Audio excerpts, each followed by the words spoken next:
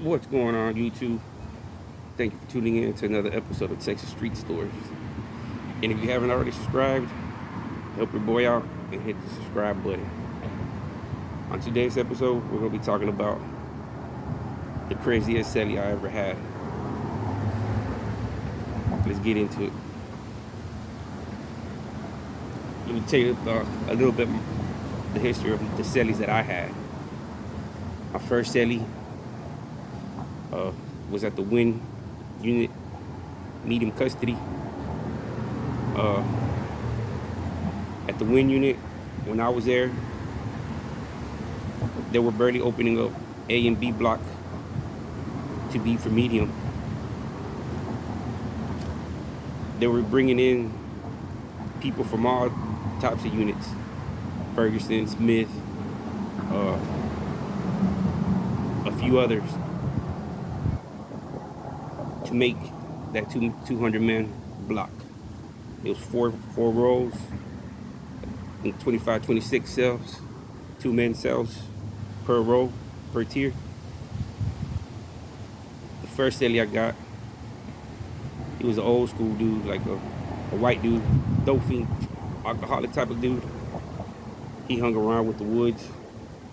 He was a cool dude, he would clean after himself, got along, especially in medium custody, there were times that you only come out for 4 hours out of the day, and back then you had them good books you could look at, you had them jack books, you had Buckman, Penthouse, over 50, over 60, any book you could think about, they were available back then. So, sometimes you wanted some privacy to yourself, to handle your business. So, that was an important thing that your celly could understand. Say, look, I need the house for the day, You mind going to the day room and chilling out there, You need something, take it with you, Don't be coming in and out. It's vice versa, If you needed the house, you tell me, look out, celly, I'm gonna need the house. Okay, cool, man. Let me grab my shit that I need for the day. I'll see you at the last in and out. I see you at right time. So you got to get that understanding with your celly. There has to be an understanding. That if it's the understanding hasn't been made that it's mine is yours, you're gonna still ask for permission to come. Hey, can I use your radio? Can I use your fan? Can I use your pot? Hey, can I get a shot of this? Or whatever it is, you got a stamp. You got a stamp I can use, or whatever it is. Now the things that we share, the toilet, the sink, that's understood that once you use it, you're gonna wipe it down. You're gonna have to clean it. Regardless what it was, better be no after splash or nothing. You're gonna wipe it down. That's just understood when you get there. So my first celly, he was cool. He was an old white dude. He left. My next celly was a black dude from Port Arthur. He would always gamble on his ass, He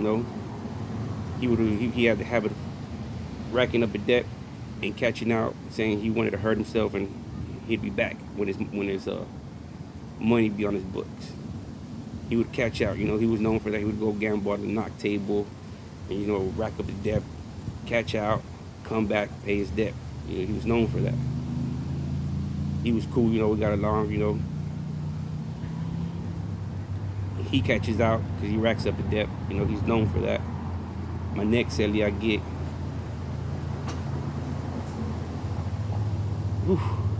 the next celly I get, man, was where we get, was where I get to the crazy one.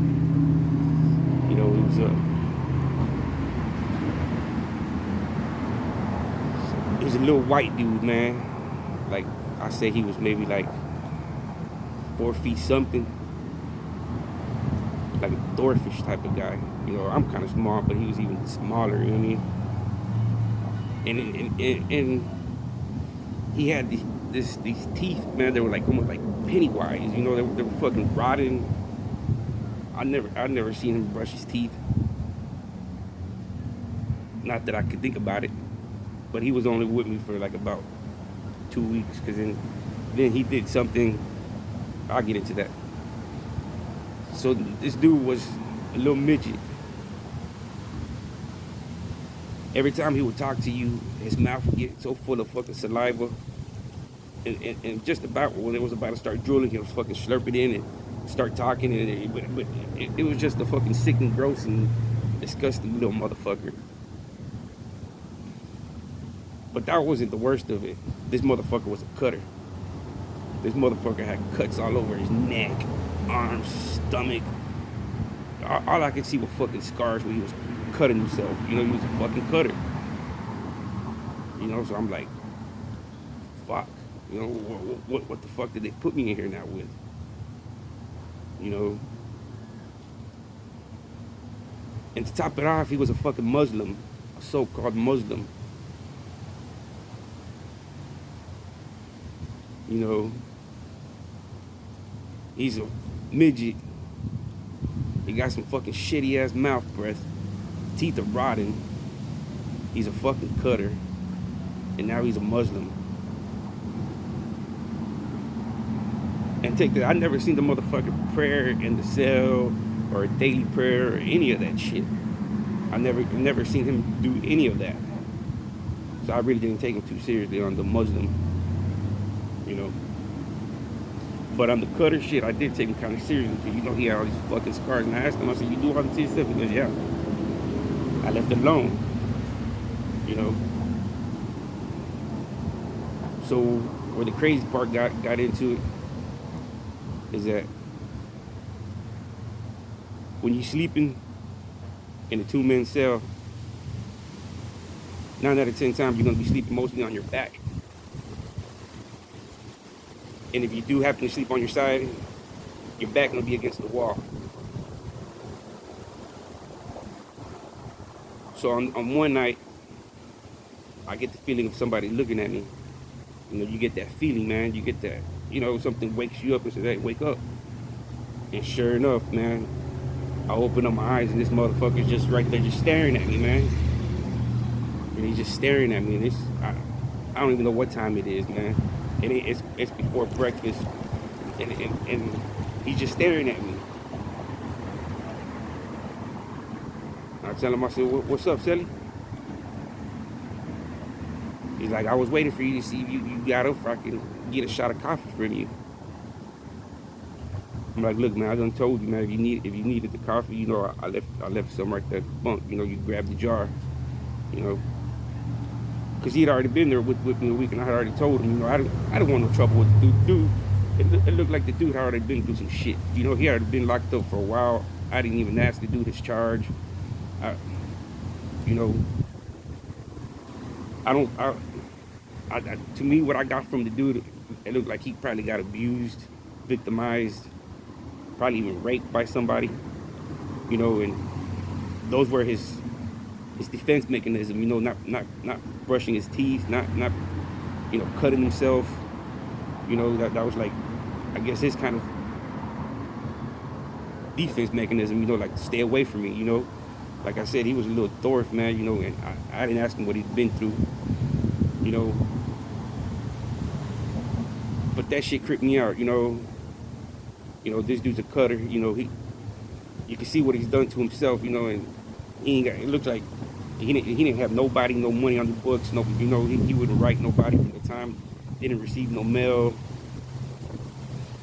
you know. But the dude was a creepy little motherfucker, you know, just like a dude you wanted to be cool, keep him on good terms, you know, because if he fucking, you know, almost cuts his own fucking neck off, you know, what is he gonna do to you while you're asleep, you know? And this is in the 2-man cell, you know, and I stayed all the way to the back like at 22, you know. Ain't nobody gonna hear you by the time this motherfucker slicing you up in your sleep, you know, ain't nobody gonna really hear you, you know what I mean, man? And ain't gonna tell him what this guy's going through, you know. And like I said, I was just a short timer, you know what I mean, man? I was just trying to do my time and go home, you know. So like I said, this dude was a Muslim. He was so-called Muslim. And every year the Muslims have a holiday, Ramadan, where They get them out early, specific time they go eat, they go shower at a specific time, and just for that certain time, that month or what, a week, a month, whatever it is. And every time the guards would come and pull out the Muslims,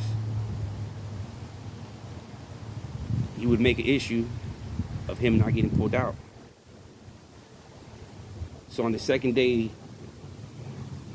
of this holiday, the guards came out, started pulling out the Muslims from the tiers.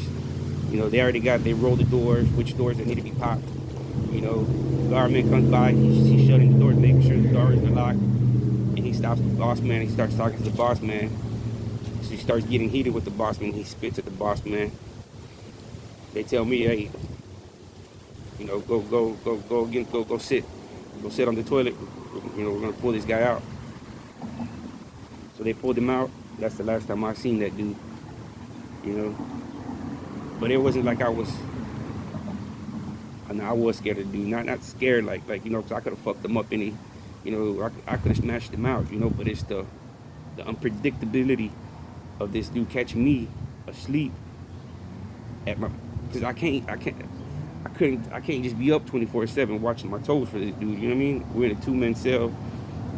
I can't just be up all day long, waiting for this dude to attack me. You know what I mean? So all I gotta do is just respect him, and he respects me. And that's how it was. But this dude was one of the creepiest dudes that I ever met. It's a good thing that he was there with me for a short term. Because ain't no telling what would have happened, you know what I mean? Maybe he would have flipped out on me and, maybe I would have probably, flipped it around on him, who knows, But those are the chances that you take when you go to the penitentiary, and especially at a young age, not knowing nothing, being 18, 19, 20 years old in a prison environment where these men have already been there for so long. And, I went in 2000s. From 2000 to 2003, they were still trying to break dudes. They were still trying to make dudes punks. I seen that shit with my own eyes. But thank you for tuning in. And if you haven't already subscribed, hit that button.